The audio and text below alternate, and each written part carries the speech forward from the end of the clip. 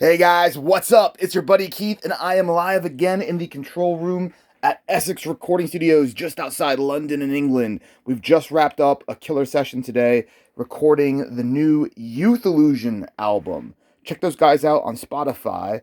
But for right now, I want to show you one of the coolest, rarest basses we've had here in the studio. If you're new to the channel, smash that like button, click subscribe, and come join our family. You've got thousands of friends you didn't even know you had. We hang out and we drool over the coolest guitars, basses, gear that your friend Keith here finds from all around the world. Well, well, well. Wow, wow, wee, wow. What have we here? The new Borat movie just came out and I watched it last night, so I've got it on the brain. Yes, this is a 1989 Ontario custom shop, made in USA, Jackson bass, Jackson concert bass. It's got, I guess you'd call it the rock or Jackson version of a PJ setup where you have the P bass pickups and then kind of a humbucker here for the bridge. But what makes this thing super amazing, aside from its stellar Star Wars graphic painted over the pickups, is this. Oh yes, a USA Kahler, very controversial. I don't know how you want to pronounce it. Lots of people have lots of opinions about it. But yes, a factory Kahler Tremolo for a bass. When do you see a bass with a whammy bar? This is insane. Wow, and not only one, but you can also put in another whammy bar there if you want to look totally crazy and have like ant antennas on stage. It does work. You can check out the photos on our website of it. But yeah, it's ambidextrous. So if you prefer having it in a different space, or if for whatever reason you wanted to swap the nut and make this a lefty bass, you know, the world's your oyster. A lot of options there. But yes, it does actually have two mounts for a whammy bar. And this thing's crazy. What's so cool about it is the way they route the body here.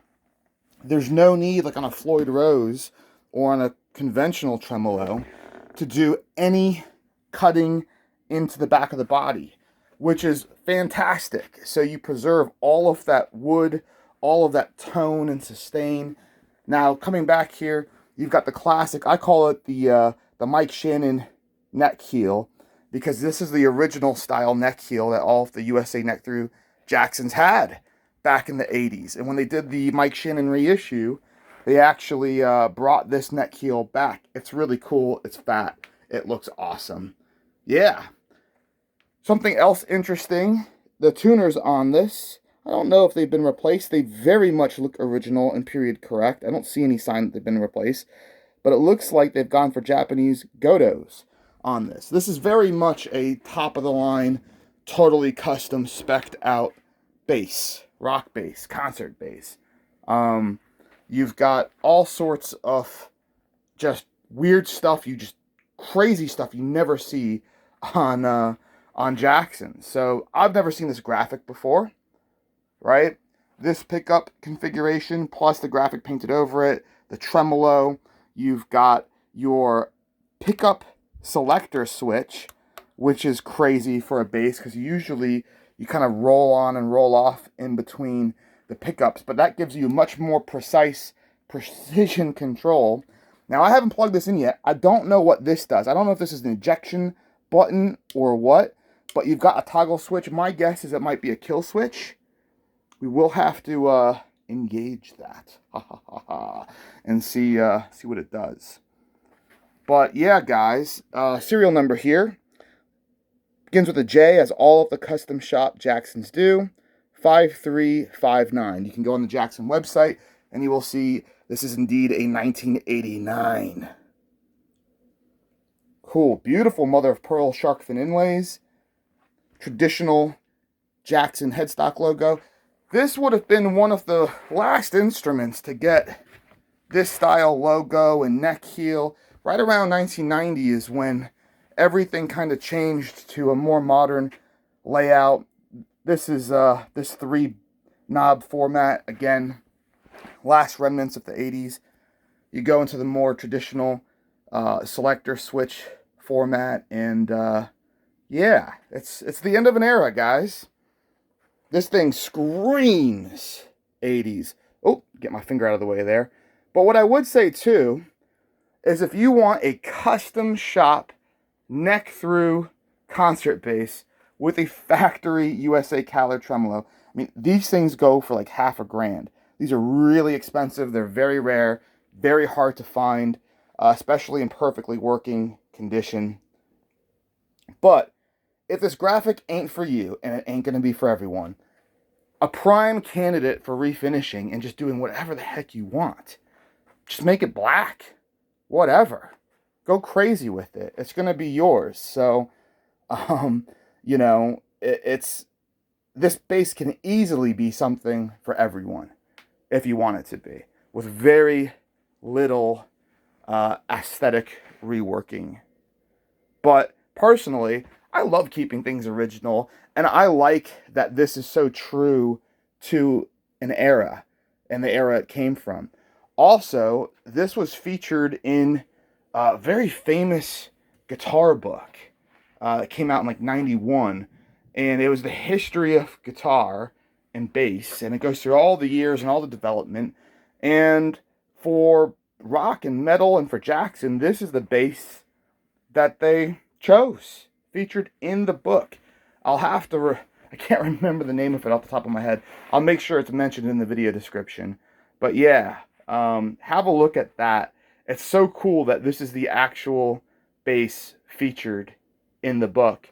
And from what I recall, I don't know if it was in the book or somewhere else, this is the only one in the world, and was actually, I think if I recall correctly, was originally ordered as a left-handed, and they didn't pay attention to the order, and they made a right-handed one.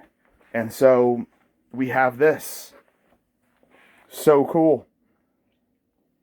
It's the only one, guys. You're not going to find another one ever again. You know, Dave Ellefson, Jackson's main bass endorsee, he pretty much runs their whole bass department. This type of instrument is what his models are based off of. You know, the USA neck through Jackson concert bass. Absolutely. I'm gonna have to email him this one, see what he thinks about it. I bet he'll get a kick out of it. Really cool. Anyway, guys, I'm gonna get going because we've got more recording to do here in the studio, and I've got more instruments to do videos of and share with you all. So, do make sure you're subscribed. If you want to buy this bad boy, it will be for sale on our website, EssexRecordingStudios.com, and on Reverb.com. A little cheat code.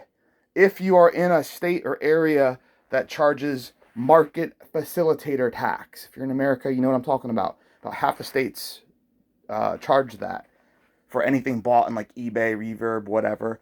If you buy through our website, because our website is not a huge, massive marketplace, you will not get charged that tax. So, it won't apply to everyone, but for some people, a little handy tip that will save you quite a bit of money. Other than that, guys, yeah, I just hope you think this is as cool as I think it is. I'll show you this binding, too. Beautiful. Shockingly good condition as well. There's like a few little bits like on the tip. I'll show you here. On the tip. Where is it? A couple little bits right there that had a very minor chip that was touched up. Gave it the little black marker treatment. That little spot there as well. And I think there was one spot over here. Right there in the back. But overall, you can tell this has been really well cared for, babied, well preserved.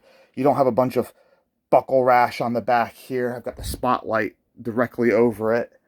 And, I mean, this is as clean as a 31-year-old heavy metal rock bass gets, guys. Alrighty. I am out of here. Thanks for hanging out with me. Make sure you follow us on all the socials, too, at Essex Recording Studios. That's Facebook, Twitter, Instagram. We're real big on the Instagram. Just past 3,000 followers there. Really appreciate it, guys.